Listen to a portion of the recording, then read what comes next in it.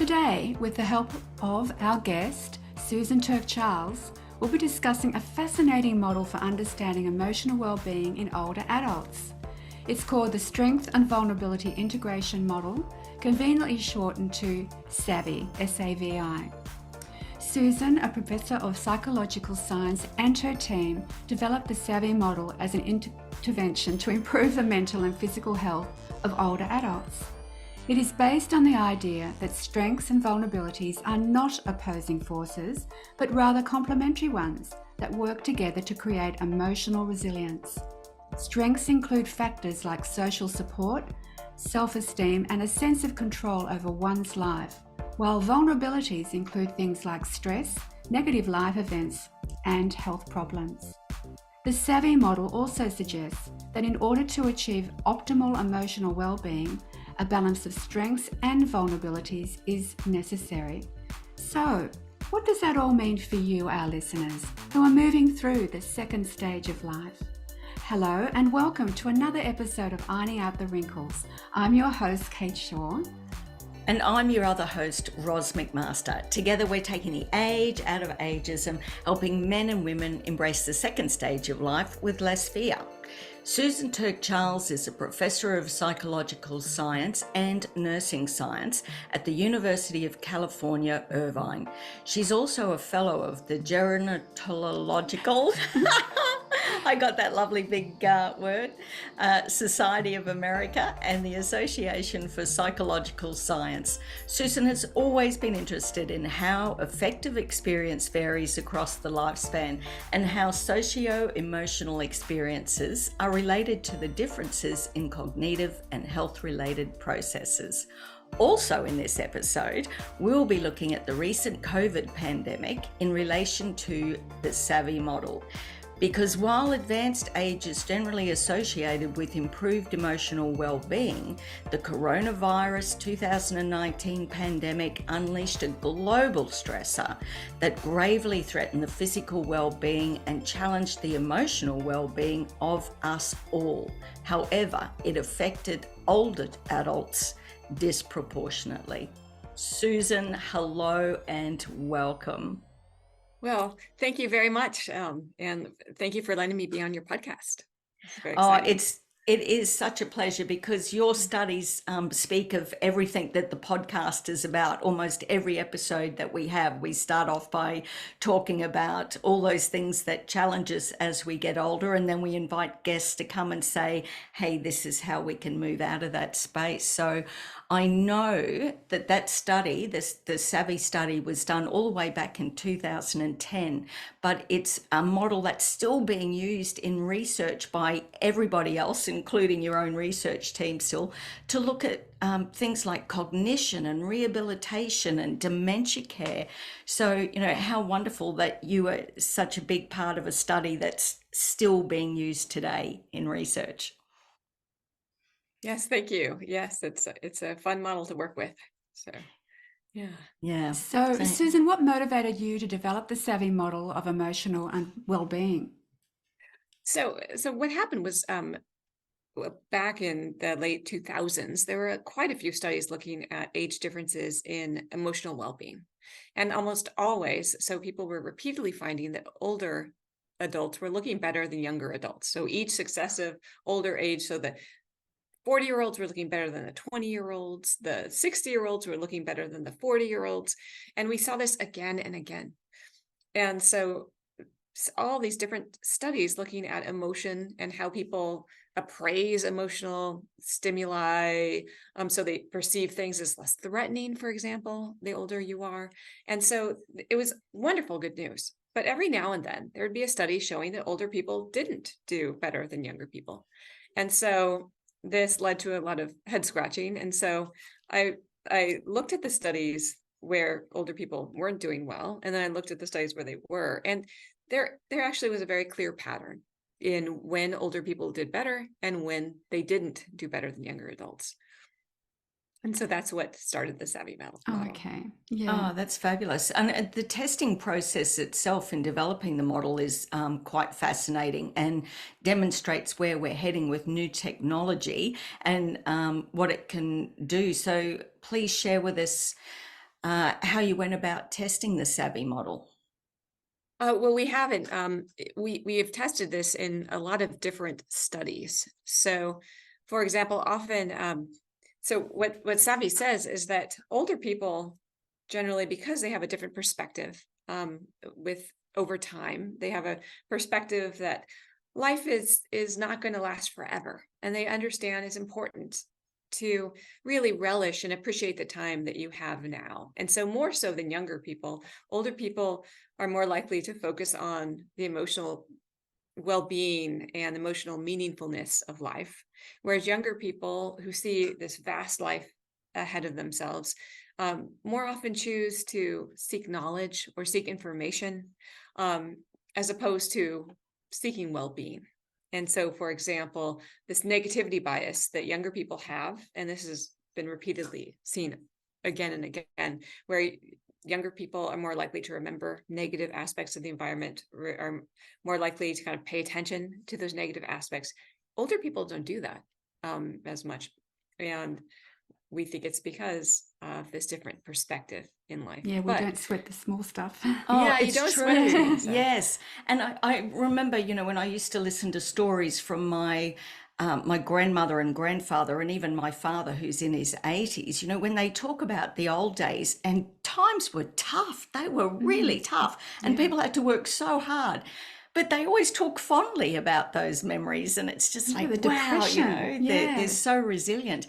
But you've even found, like our podcast, we say our age range is 50 to 100, but even in your studies, there's a big difference between 50 to 70 and 70 beyond, isn't there? Yes, we still see up until about 65, we see an age relationship with distress, that people are experiencing less distress, like from their 40s to their 50s to the mid 60s. And for some people who are very healthy, you still see less and less negative distress with age. So even so, 60 to 90-year-olds, we see that 90-year-olds report less distress than 70-year-olds. And so we see this, and unless people experience situations where they're in situations of high arousal, of highly negative situations. So so when people are dealing with like bereavement, so they've just lost someone they love, or when they're dealing with caregiving and they're in this very stressful situation,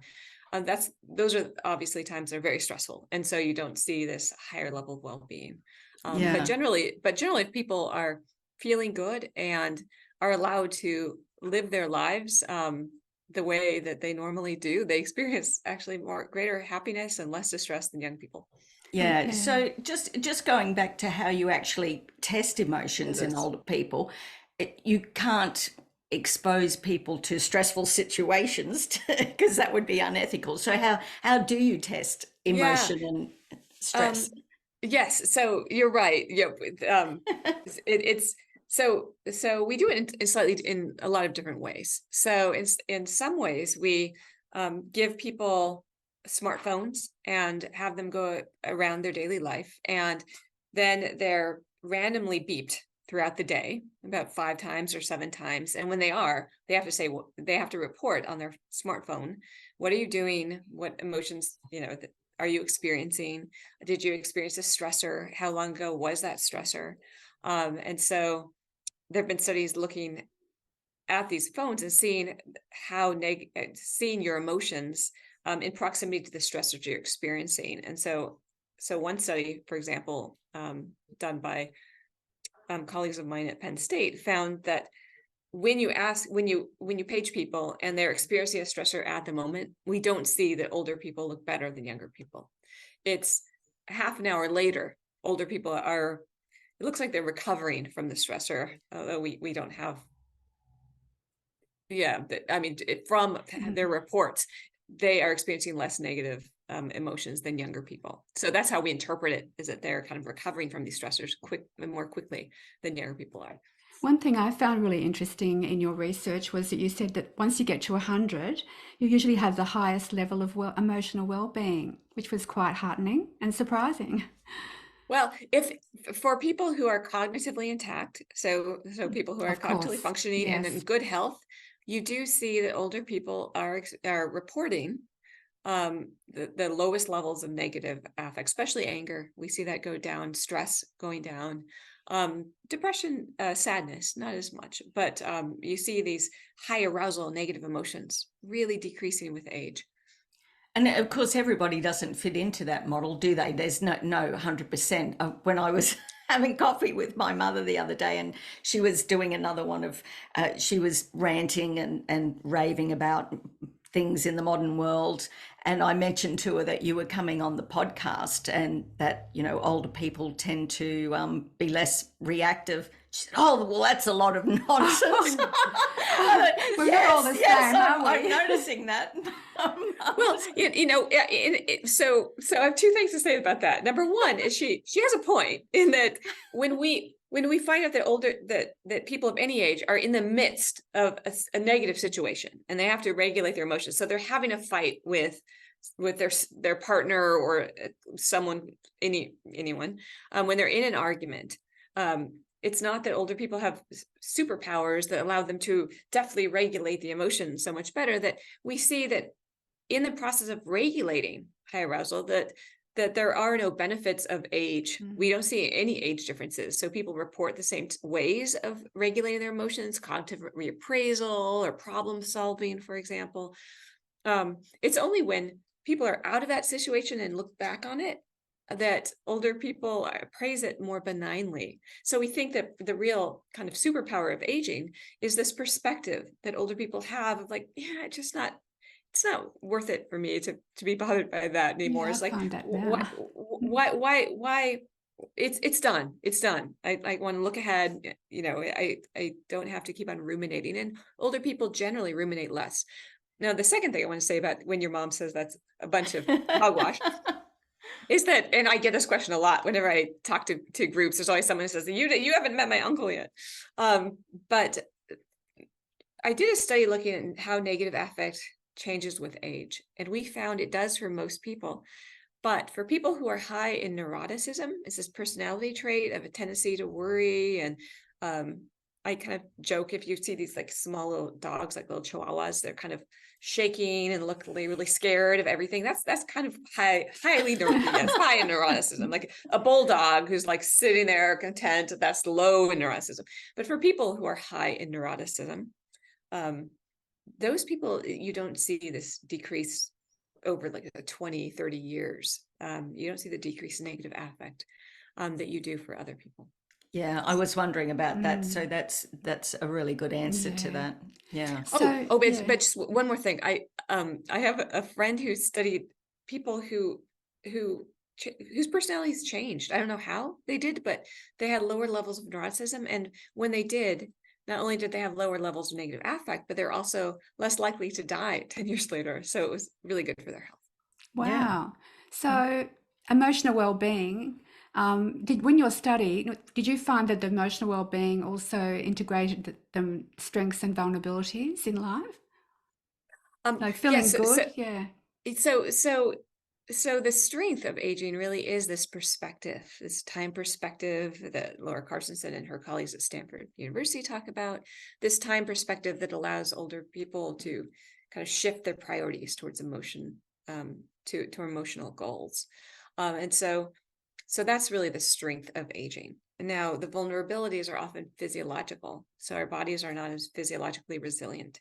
And so when people get into situations where they're really upset and you have high levels of physiological arousal, what we think happens is that's not good for anyone's health. But if your body's more vulnerable, they can be even more dangerous. So we want to make sure that, and older people are less likely to get into those negative situations. They report fewer stressors in their lives. They're more likely, if you ask, like, are there situations where you could have argued and you decided not to? Everyone reports that more than reporting being in a fight, no matter what age you are. But older people report that they do that. And they report also that when they find themselves in the situations, they're more likely to kind of let situations go rather than get into the fight and actually argue. Sounds like my dad. My dad's 93 and he doesn't watch the news. Yeah. But I'm just wondering, on the basis of that, like there's such a fear for people when they have to go into aged care. And just that loss of control, and I know that's one of the stresses.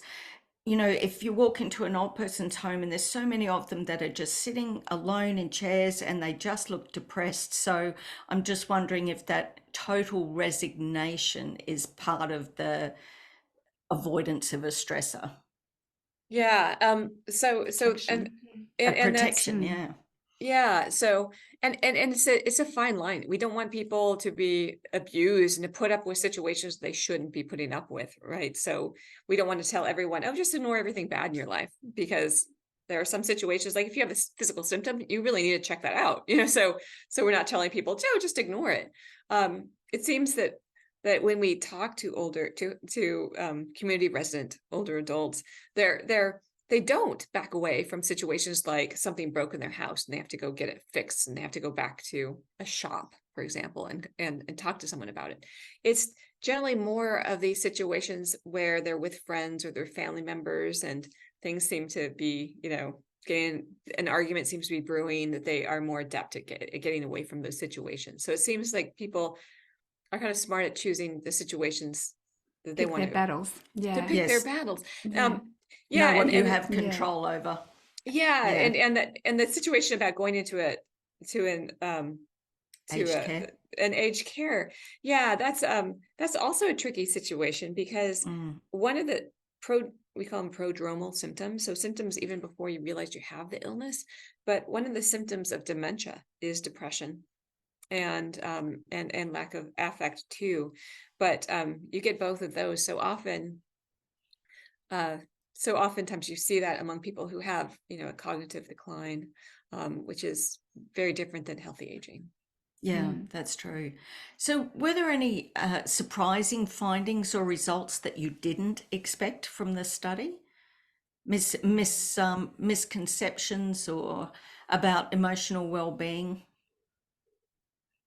Well, going back to the idea, we did look at the idea that maybe that older adults were better at actually dealing with difficult situations because they seem to be.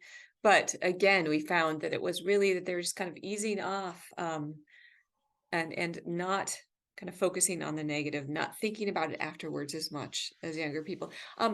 Also, we thought that because younger people are thinking about the future, that Yeah. that is a reason why, they're anxious, they're thinking about the future, they have to plan for the future, and a lot of late life, you're kind of free from the kind of the worries about what am I going to be when I grow up, or am I going to have children or not, or where, so and a lot of us are lucky enough to know that where we're going to live or where we want to live, and so we have a lot of those decisions already taken care of. So people used to think that older people like to focus on the past a lot and think back to when they were younger. And the study Got showed news that for you. and studies show that older people are no more likely to think of their past than younger people.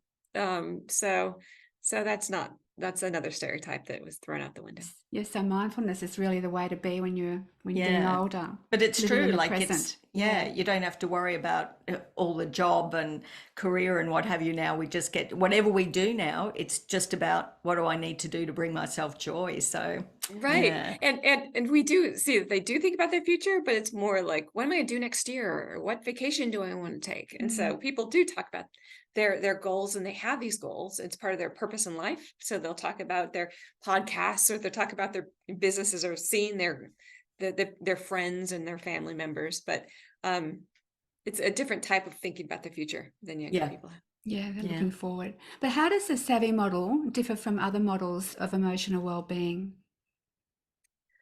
So I think that SAVI was unusual in its time because it didn't say it gets better under all conditions, and some models seem to think that that's true. And it doesn't say it gets worse under all conditions, and some people think, oh, with age, all declines. It's a more nuanced of, it really depends on in what situation older people are in. So when they're in situations where they can reflect and think about life and live the way they want to, their well-being is very high.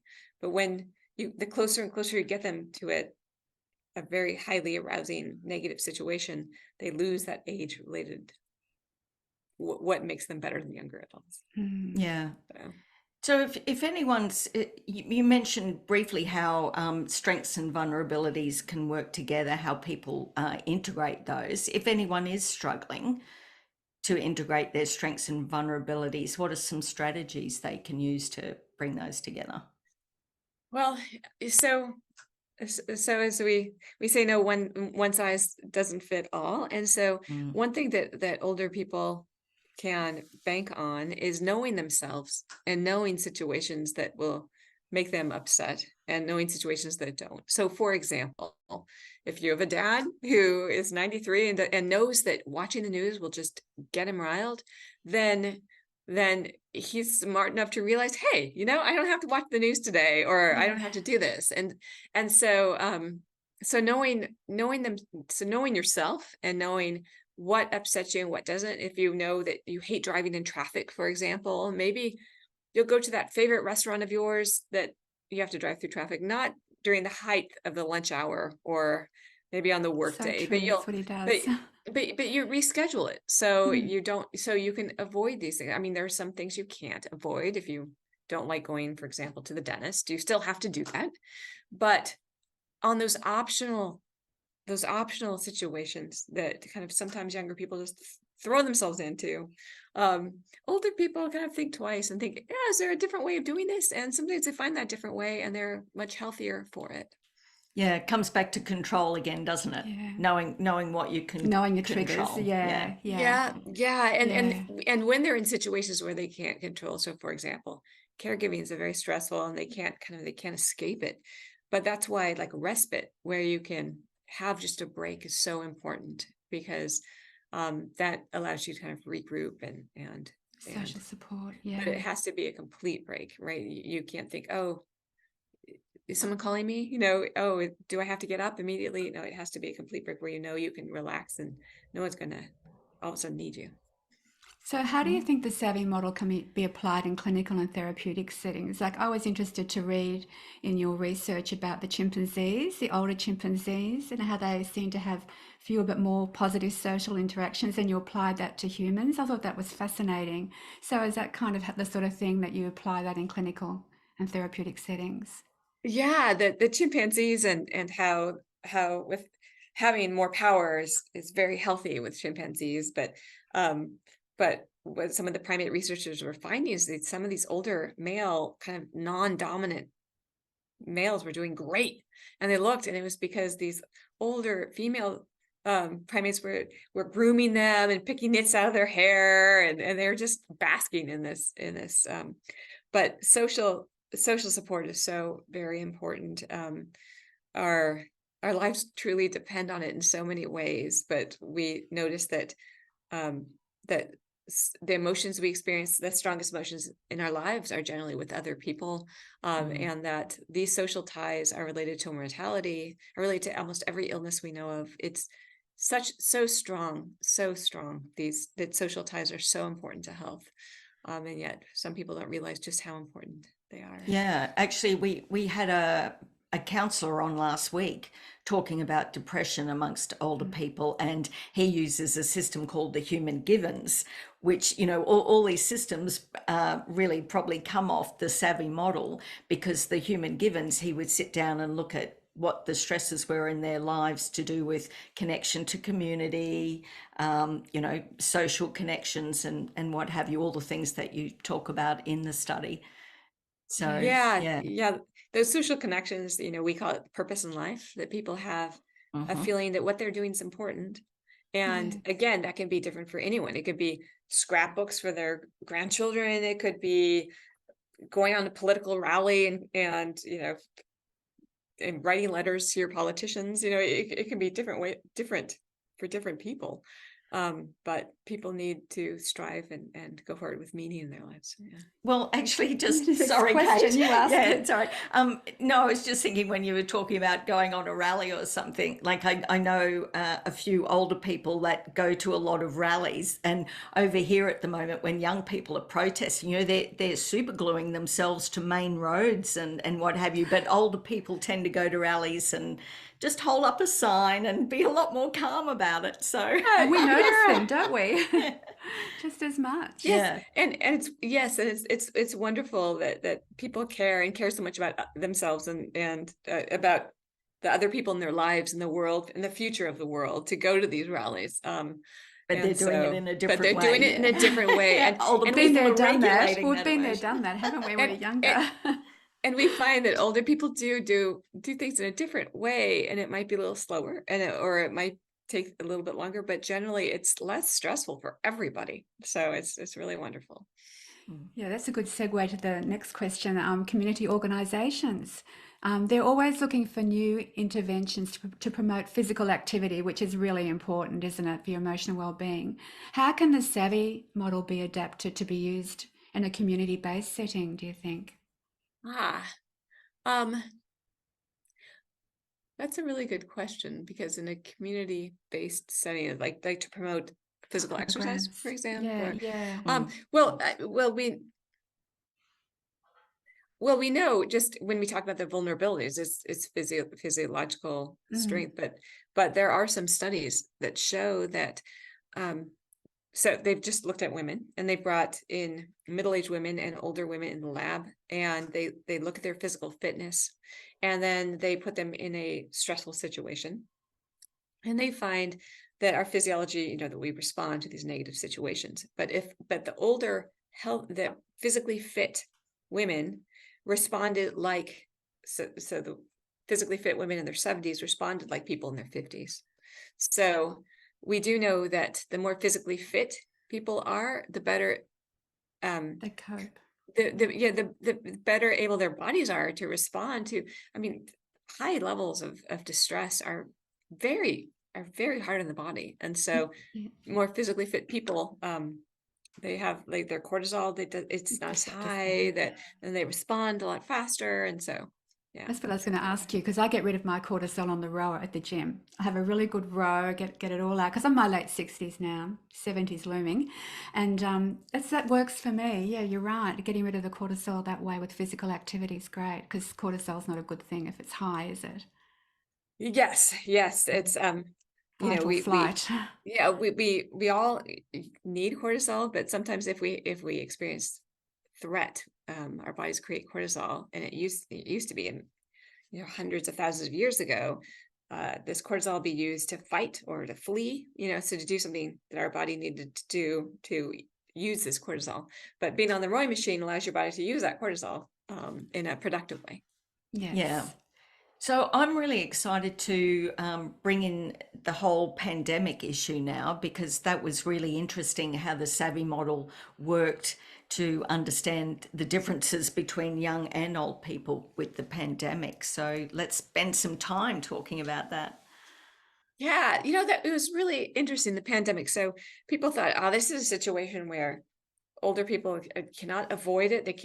They are thrown into a very distressing situation. So here we'll see that they are going to do a lot worse than younger people as far as their emotional well-being, because we know that with the pandemic, especially, that the physical threat is so much worse for older people too, that they should True. be even more upset and worried about it than younger people. And so a lot of people looked at this study after study after study, and every single study showed that older people emotionally were doing better. So I also did one of these studies with some colleagues, Joe Michaels from DePaul in Chicago, and we found, so when we asked them, how much do you think this was May in 2020, so before all the vaccines were available, and so we'd asked, how much of a threat would this be to your physical health? And older people reported it would be greater. It'd be a greater threat. And if you got sick, would you get sicker? And older people reported, yeah, that they'd get sicker, and they reported that they would probably get sicker, and then younger people reported that they would. So they obviously saw this physical threat. The older adults reported social distancing more than younger people. However, they reported less distress. So they weren't, what we might think of as Roll being with in the a situation punches. and doing, they weren't looking like younger people. They were still looking better. And Wow. and when we asked how people were coping, and I think this is what we found in this study, which is not quite savvy, but it doesn't follow the model, but it's something different about COVID. So older people reported that they had resources to cope with the pandemic, and they were much more likely than younger people to say that the pandemic didn't stop the goals that they had and what they wanted to do. And younger people reported a lot more that the pandemic was getting in the way of their goals and their opportunities than older people. And so we think that was causing them a lot of stress. There's studies that show that the people, at least in the United States, that had the highest levels of stress were women who were 39 and under, who had children, who worked, and who had children under the age of 18 in the home with them. That'd be tough. That makes sense. These are the people who had to. I'm glad I escaped that. They had a lot that they had to worry about, keeping their jobs and taking care of their children, and a lot of them also said that with an unequal balance of who cleaned what and prepared what food in the house, they also sometimes had even greater home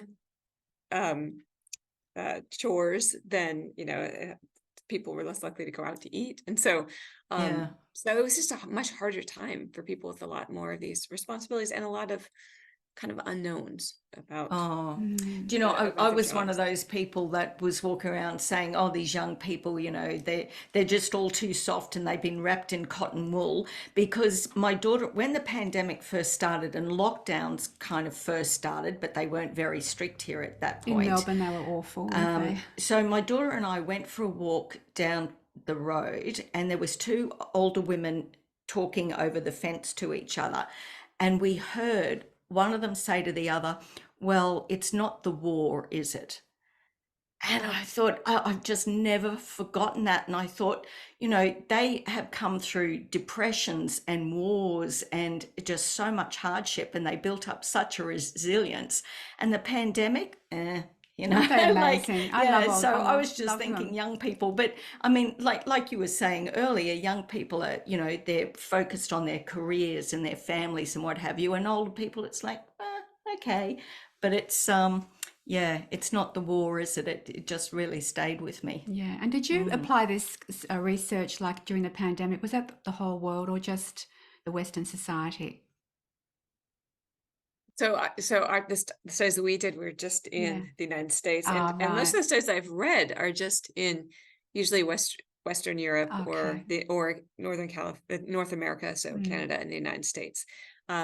So I don't know of any studies that have... People are people, though, aren't they? Yeah, we're still all humans.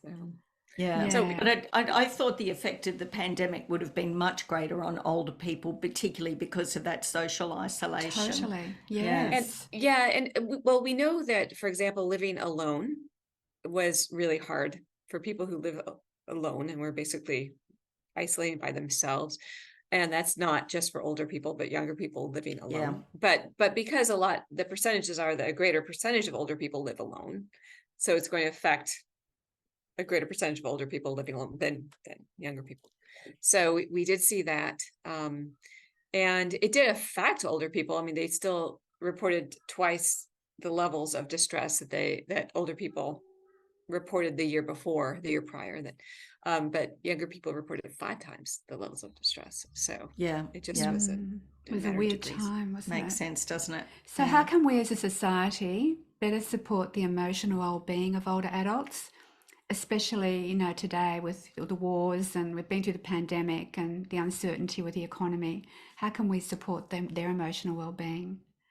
So there's, I guess, the most difficult one is just to make sure that older people are living a life where they're able to have agency and choose, and so oftentimes I think that SAVI was based on all the research findings we have, but people who participate in studies are for the most part, like in America, for the most part, they are middle class. They live in a pretty predictable environment, that they're not threatened. So we're not looking at people who are living in situations that are frightening or that are uncertain. And so SAVI really is kind of predicated on the idea that people have a safe environment to live in. And so making sure that people have enough financial means to be able to have, a predictable living situation is really, really important. And not feel threatened and feel very safe, because it is a theory that's based on older people kind of being free of that worry of the future that younger people have. But if they are worried because they're raising their grandchild, or they live in a housing and they're going to lose the place where they're going to live, and they're not sure they're going to live, then we're not going to see this higher levels of well-being, obviously. Yeah, because you have done studies, haven't you, on the effect of prolonged stresses? Yes, and and that's the vulnerabilities. Yeah. Right. And it's interesting because there's a wonderful study done in Europe, and looking at this age relationship with well-being, because we see the older people are always, report higher levels of well-being than younger people, except they didn't find that in some of the countries in Eastern Europe. And they think, and it's anyone's guess as to why, but if you look at the kind of social security that people in those countries have, it's not the same as the kind of richer countries. And so older people, I think, have a lot harder time being able to take care of themselves. And so that's going to affect your well-being. Yeah, definitely. And also just push it. And we see this in studies as far as younger people, when they say, are you gonna yell at your grandma for being 15 minutes late to lunch? Usually they say no, and now if you yell at your friend, they say yes. Now, older people, will you yell at your friend? Older people are like, no, so it's interesting. So we find it's related to age, but it's also people report being nicer to older people in their lives. So that's not a bad thing to hold on to. Oh, I love your study. Oh, yeah. It's wonderful. It's so heartening. That's very nice. Yeah. Just a minute ago, when we were talking about, what we need to do to support older people, I thought what we need to do is listen to the advice of older people, because it sounds like they've got a lot to teach us. Well, I put ourselves in the younger age, young. of course. I'm 60. I'm 69. But it's only a number. But I'm so young. Anyway, but yes, we need to, younger people certainly need to listen to older people, but even then they wouldn't take their advice, would they? Because it's a natural part of the progression through the lifespan to respond a particular way. Yeah, that's true. I was like that. A rite of passage. Yeah. Well, and also when you went back and talked about the therapy, about how we look at this with therapy, it's interesting because when we think about therapy with children, so often we think, what's the right environment for this child? So what's the right school? What's the right after school programs? How can we teach this child? What kind of learner is this child? How to teach this child in different ways? But what we need to realize with adults of any age really, is that yes, therapy can be about teaching people strategies to deal with negative events and problems in their lives. And people need these strategies. Everyone needs these strategies. But also as you get older, you can also start thinking about situations that, why am I doing this? Like situations that you can avoid. So similar to how we treat young people, think, is this situation right for the older adults? Like, what makes them happier? What doesn't? What can be avoided? What can be taken out and removed from their current situation that would make them happier and would not let them lose important aspects of it? And what can we add that would add happiness? Susan, that has been a fascinating talk today. It's just, I'm so excited to be uploading it. So before we go, is there just, one last piece of advice you can give our listeners who may be dealing with emotional challenges in their own lives as they age? Kind of covered it, but we always like to round off with a sentence or two. Yes. So for people who are having problems, it's that I guess just what a lot of older people say, which is it's going to be okay, and people will get through it, and it's going to be okay. But when when you're feeling low, that social support is so important, that the strength of other people and those ties are so valuable for your health.